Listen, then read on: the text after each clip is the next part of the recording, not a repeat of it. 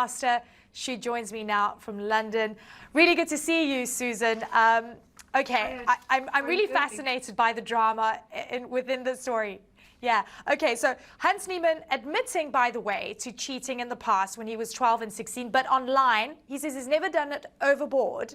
So I want to talk about how you possibly could have cheated in an in-person game when people were watching. Yes, there are two basic ways. Either some people have been caught by hiding an electronic device like a cell phone in a toilet, like under the toilet basically, and go there time to time and get help from the chess engine that is better than any human out there.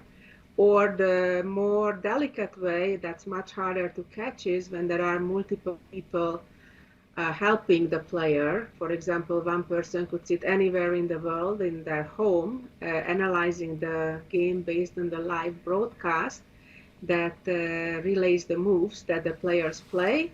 And then another person, for example, being on site and as a spectator and being some delicate signals. I mean, obviously not like this, but like, you know, crossing the hands some ways or standing in a certain position or way. So unfortunately, this has been a serious problem in chess for many years now.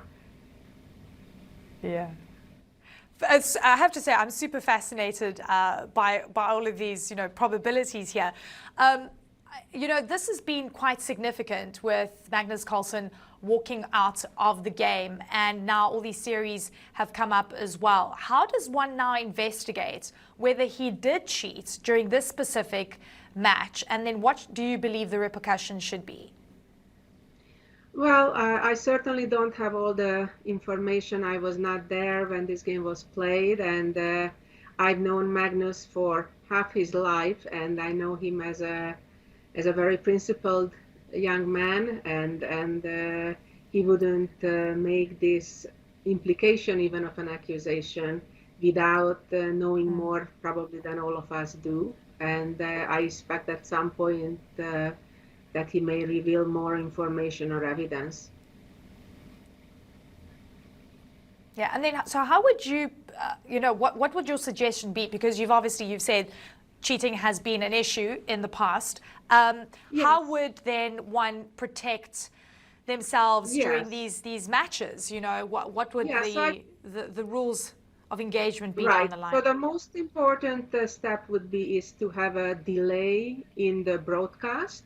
That means that whether it's let's say a 30-minute delay, then the players have limited time, so they cannot just sit and wait for half an hour until the broadcast catches up with the actual game. So I think that could be a big help. They have already been doing it in some tournaments, but usually only 15 minutes. But obviously, the longer this time is, the less likely that that teamwork, so to say, of culprits could make this cheating happen. So that's the first step.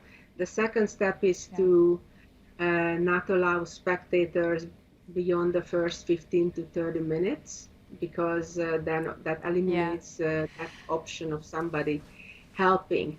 And of course, not allowing any electronics, which pretty much already have been implemented for many, many years.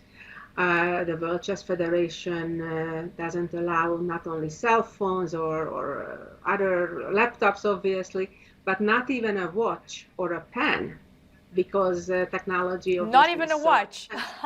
Not even a watch. Like, for example, I just Incredible. Yeah. Yeah, I just came back from Batumi for Thank you so much.